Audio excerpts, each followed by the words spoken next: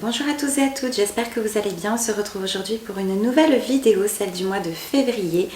Comme vous le savez, en cette année 2023, je vous propose une vidéo par mois sur une thématique bien précise en lien avec mon métier de psychologue. Aujourd'hui, nous sommes le 13 février, vous n'êtes sans doute pas sans savoir que demain, nous sommes donc le 14 février, à savoir le jour de l'amour. Alors, je me suis posé la question de l'origine de ce jour, à savoir pourquoi Valentin et non pas Thomas ou Romain. Et justement, en parlant de Romain, il se trouve que la Saint-Valentin remonte à un Valentin de Terni, qui a été tué par les Romains pour avoir osé célébrer le mariage de chrétiens, ce qui à l'époque par les Romains était strictement interdit du fait qu'ils ne partageaient pas la même religion, la même conviction. Et donc du temps de son incarcération, il serait tombé amoureux de Julia, une jeune femme aveugle de naissance qui lui apportait ses repas quotidiens et qui aurait recouvré la vue justement du temps de son vivant. À la mort de Valentin, Julia aurait planté un amandier près de sa tombe. C'est pourquoi l'amandier est devenu un symbole de l'amour. Et il aurait été canonisé justement après sa mort en l'honneur de ce sacrifice pour l'amour. Et il serait donc ainsi devenu le saint patron officiel des amoureux. Voilà, quelle que soit l'origine de ce jour-là s'est ensuite popularisé, commercialisé bien entendu, et de ce fait c'est l'occasion de célébrer l'amour. L'amour sous toutes ses formes, puisque vous l'avez sûrement vu dans le titre. Aujourd'hui je vous propose d'aborder la question du coming out, du coming in, coming out, et donc de la question du fait d'aimer une personne du même sexe, l'homosexualité.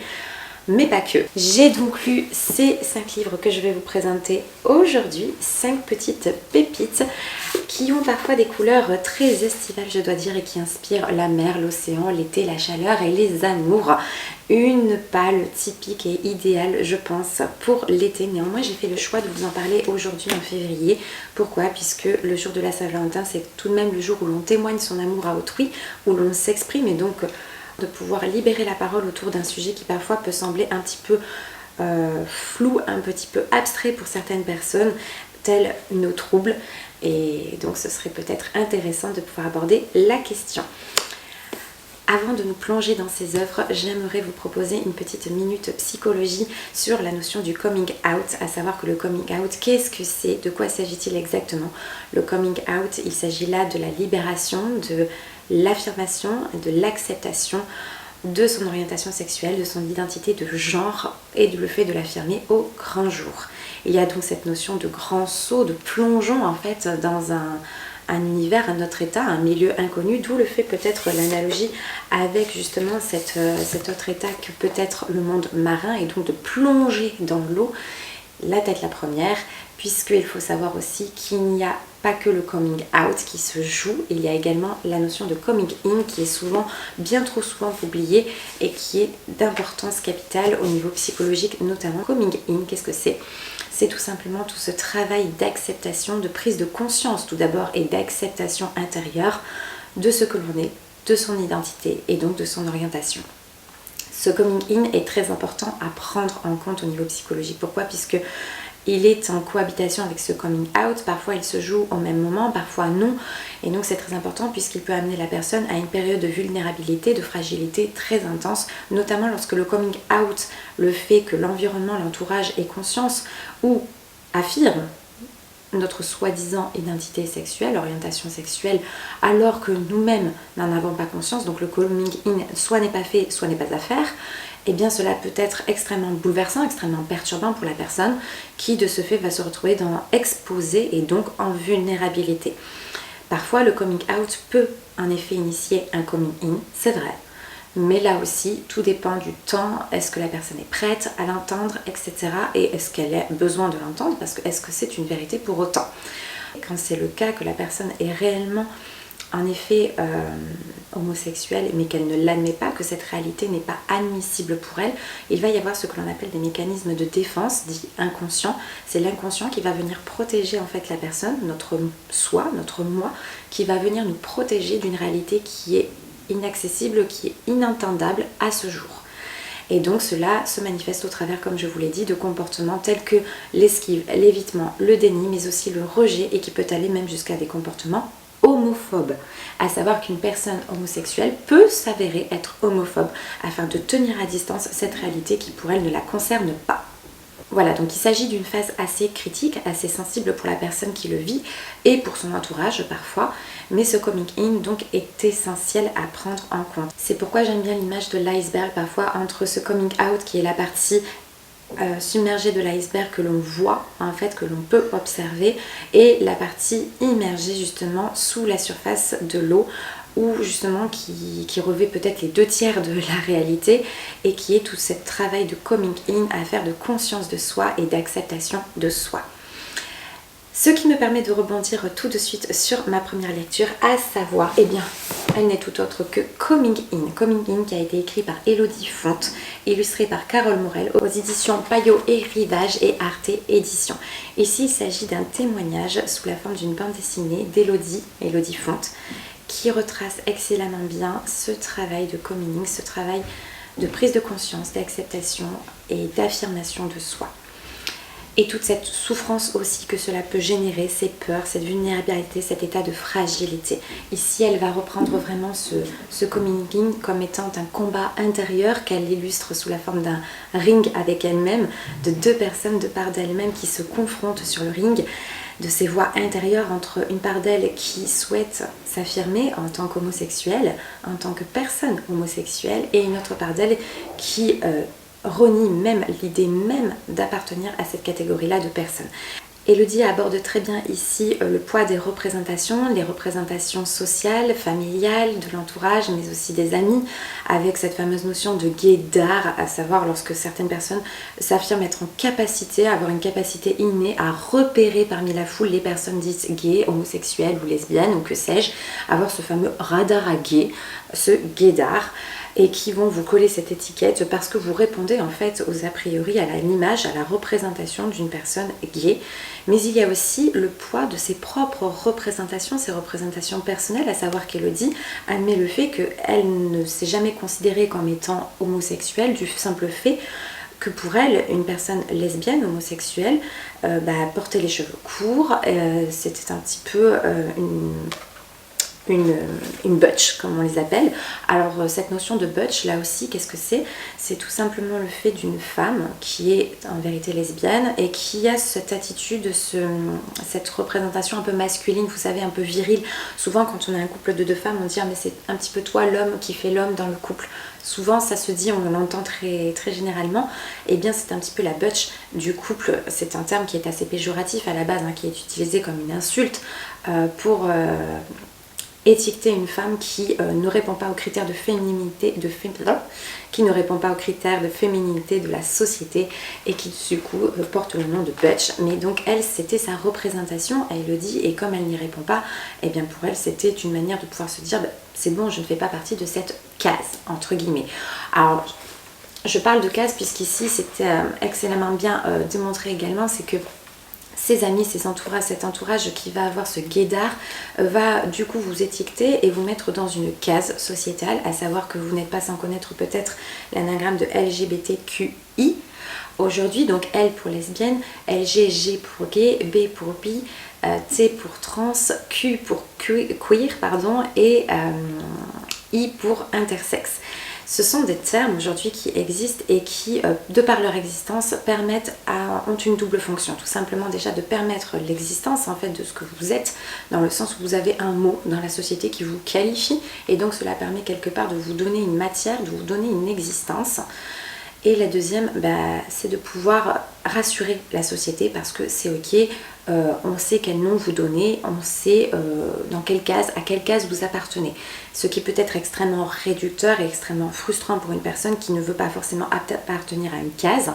Et il y a même des cases pour dire que vous ne voulez pas appartenir à une case, donc pour vous dire, ça peut être extrêmement frustrant lorsqu'on ne sait pas déjà à quelle case on appartient et lorsqu'on souhaite sortir de sa case, évoluer vers une autre case, alors là de suite la société panique. C'est pourquoi ce récit est extrêmement prenant, extrêmement révélateur d'une société encore actuelle aujourd'hui et qui pose question à ce niveau-là aussi. Doit-on forcément appartenir à une case ?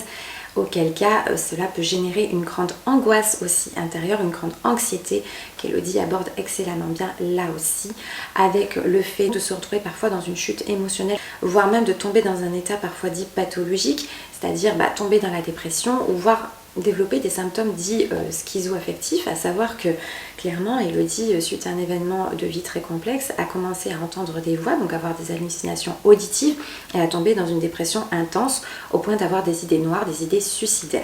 Heureusement, ce livre se révèle très porteur d'espoir, porteur de lumière également, d'où ce coming in qui amène progressivement au coming out et vous donne les clés d'un réel travail d'acceptation de soi. Et cela me permet de rebondir sur ma seconde lecture avec The Magic Fish, écrit par Trung Le Nguyen aux éditions Ankama.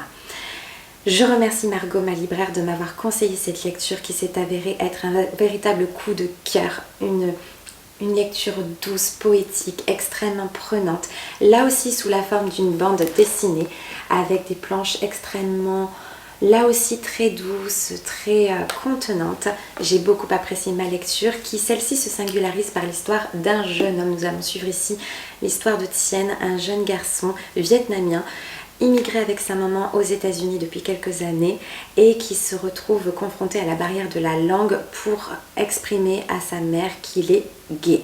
Ici, Tien se définit comme tel. Il a priori réalisé son coming in, une grande partie de son coming in, puisqu'il accepte le fait d'être gay, mais lui a du mal à réaliser son coming out, justement, de par cette barrière de la langue. Sa mère ne parle pas très bien anglais, parle essentiellement encore vietnamien, et il se trouve, comme je vous le disais, que la fonction d'un mot permet son existence, l'existence d'être. Et donc, le souci que rencontre Tien ici, c'est qu'il a beau chercher, eh bien il ne trouve pas le terme gay a priori dans sa langue maternelle, à savoir le vietnamien.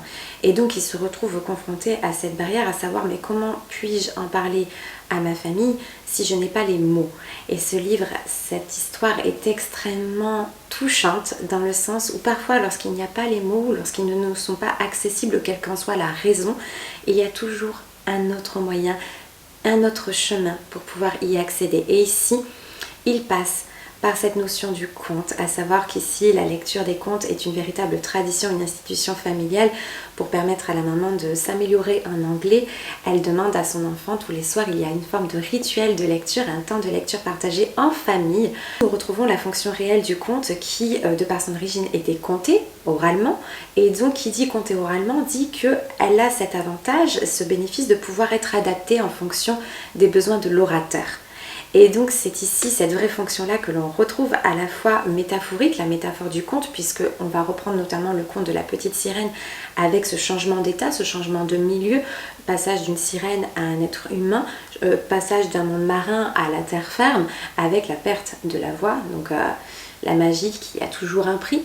Et ici, la notion de ce conte qui est un véritable héritage qui se transmet et qui permet de véhiculer aussi des messages.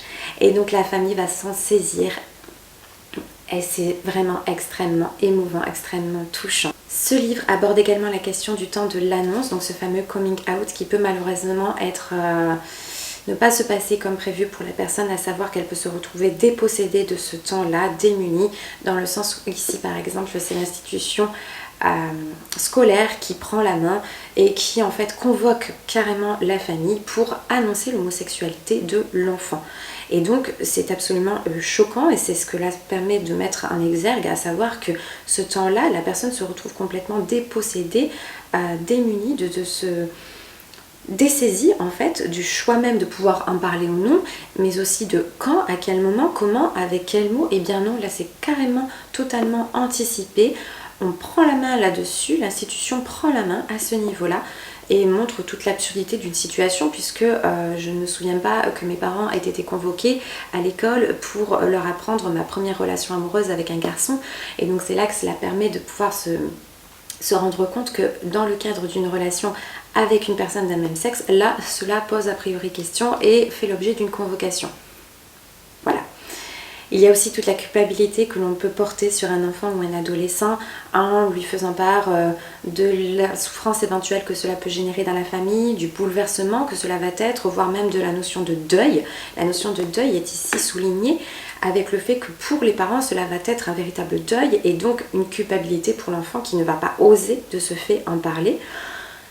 Je tiens à souligner ici, en psychologie, cette notion de deuil est en effet réelle, dans le sens où en effet peut-être que pour la famille, il va y avoir ce deuil à faire, dans le sens où ils avaient peut-être projeté une autre orientation pour leur enfant, une image de leur enfant qu'il faut qu'ils acceptent de faire évoluer, qu'ils acceptent, et donc il y a une véritable deuil à faire, qui peut se faire ou non. Mais il y a aussi le deuil de la personne en elle-même, on l'a vu avec la notion de coming in, le fait de faire ce deuil de l'image qu'on en a de soi-même, pour pouvoir accepter celle que l'on est aujourd'hui, la personne que nous sommes aujourd'hui. Et donc ce livre est vraiment une œuvre d'art, une pépite littéraire que je vous invite à découvrir. Vraiment, découvrez The Magic Fish. Et je rebondis sur cette histoire de poissons métamorphes, de petites sirènes qui passent d'un monde marin à un monde terrestre, pour vous présenter The Girl from the Sea, écrit par Molly Knox Ostertag aux éditions Scholastic, quelque chose comme ça. Son titre en français, c'est La fille qui vient de la mer, la fille venue de la mer. C'est ma première lecture en VO de l'année. Là aussi, une bande dessinée, un roman graphique que j'ai beaucoup apprécié, qui nous permet de suivre cette fois-ci l'histoire de Morgane, une jeune adolescente de 15 ans qui se découvre des sentiments amoureux pour une autre jeune fille.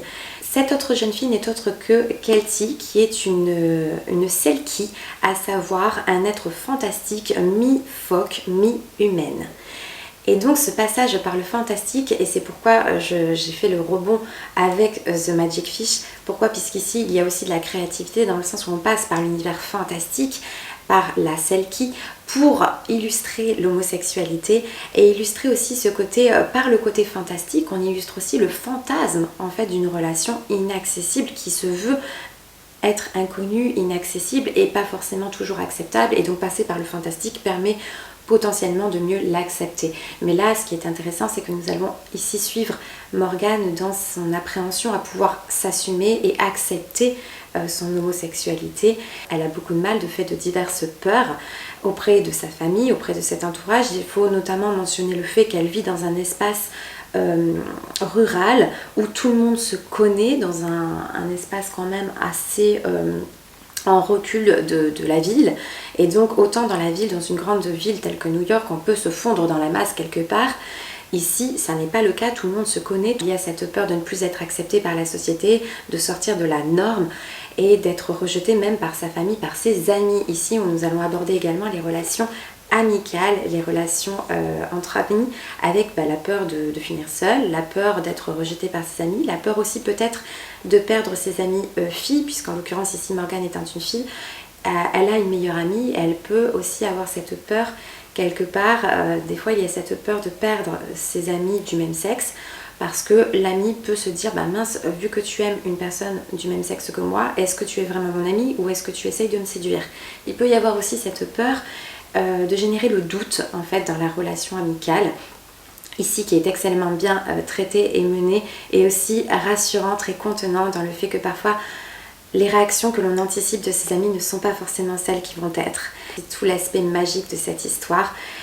C'est la force aussi du premier amour, le premier amour qui compte quel qu'il soit, et même avec une séparation, même avec la distance, qui peut être plus fort que tout et laisser une empreinte, une marque par la suite. Ce que j'ai trouvé également intéressant avec cette lecture, c'est sa couverture The Girl from the Sea, avec le fait d'effleurer un monde qui nous est inconnu, l'effleurer sans totalement plonger dedans, mais de juste pouvoir l'effleurer du bout des doigts. Et bien nous allons retrouver cette notion là avec La fille dans l'écran. La fille dans l'écran, donc qui est écrit par Lou Luby et Manon Devaux, donc un livre à 4 mains, là aussi un roman graphique. Je vous ai déjà parlé de Lou Luby dans la vidéo précédente avec Goupil-Ou-Face, une histoire sur la cyclothymie. Et bien ici nous retrouvons Lou Luby avec Manon Devaux, La fille dans l'écran aux éditions Marabule. Il s'agit d'un livre que j'ai beaucoup apprécié et qui reprend également cette notion que l'on perçoit au travers de la couverture de The Girl from the Sea. La couverture ici qui évoque le fait d'effleurer du bout des doigts, de toucher un monde qui nous est inconnu. Et bien ici, on le retrouve avec ce passage du virtuel au réel, avec la possibilité ou non de passer d'ailleurs au réel. Parfois, une relation peut s'avérer n'être que virtuelle, parce que le virtuel a ce côté, a cet avantage de pouvoir libérer quelque part nos pensées, parce qu'il y a cette protection avec la distance, avec l'écran, et donc de permettre quelque part une liberté d'expression qu'il n'y a pas toujours en réalité. Il faut une certaine forme de courage pour passer du virtuel au réel, le courage n'existant pas sans la peur.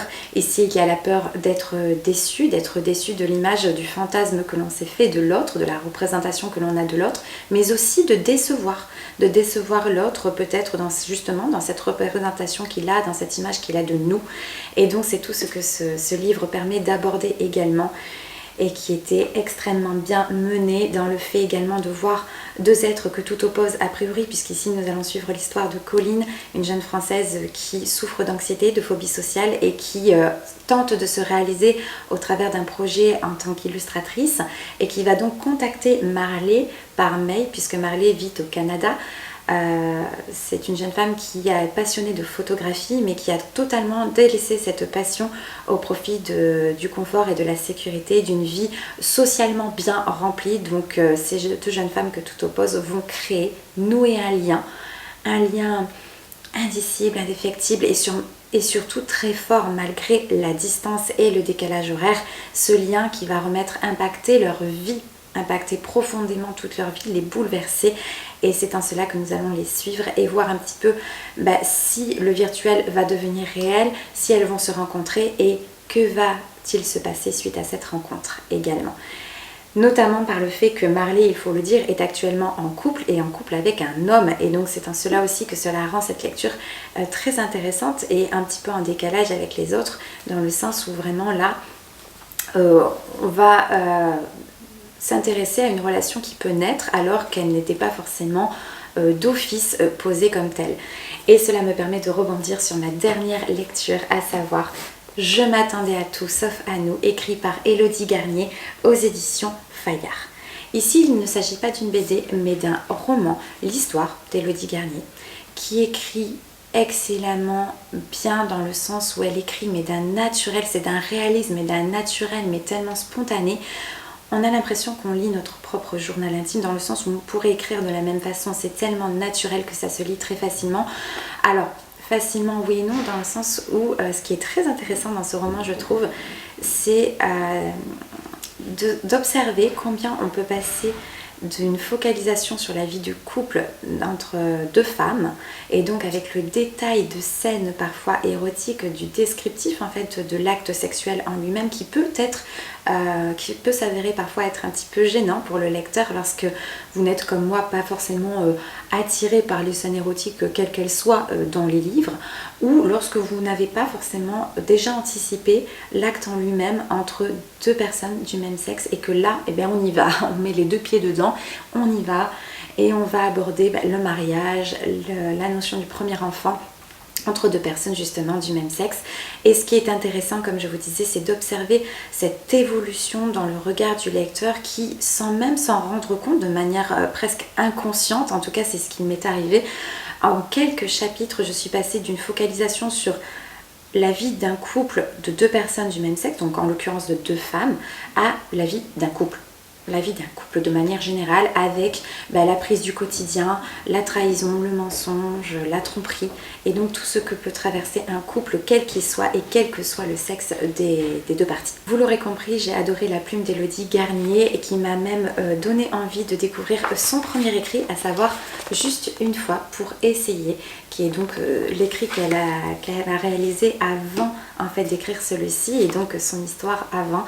Elle est également très présente sur Instagram, vous pouvez la suivre sur son compte, je vous afficherai son lien juste ici. Et vraiment une lecture qui est très intéressante, ici non pas pour aborder donc le premier amour, mais pour aborder après le déroulement de la vie avec tous ces rebondissements et toutes ces surprises qui fait le côté précieux de la vie. Quelles que soient les lectures dont je vous ai parlé aujourd'hui, si elles abordent vraiment la notion d'amour, la notion de partage, la force d'un soutien familial de qualité, d'un soutien familial ou relationnel de qualité, cet amour inconditionnel que l'on peut avoir parfois entre personnes très proches et qui apporte un réel soutien pour la personne qui justement traverse un coming in, un coming out. Je suis ravie d'avoir pu vous présenter, vous parler de ces quelques lectures. Si vous en avez d'autres sur le sujet que vous aimeriez que je lise, bien sûr, n'hésitez pas à m'en faire part dans les commentaires. J'espère que cette vidéo vous a plu. Je vous retrouve le mois prochain pour une nouvelle vidéo sur une nouvelle thématique. Je ne sais pas encore si je vous la révélerai au cours du mois. Ça aussi peut-être, n'hésitez pas à me dire en commentaire si vous aimeriez que je partage avec vous la prochaine thématique du mois suivant, car peut-être que vous aimeriez partager avec moi vos lectures sur le sujet.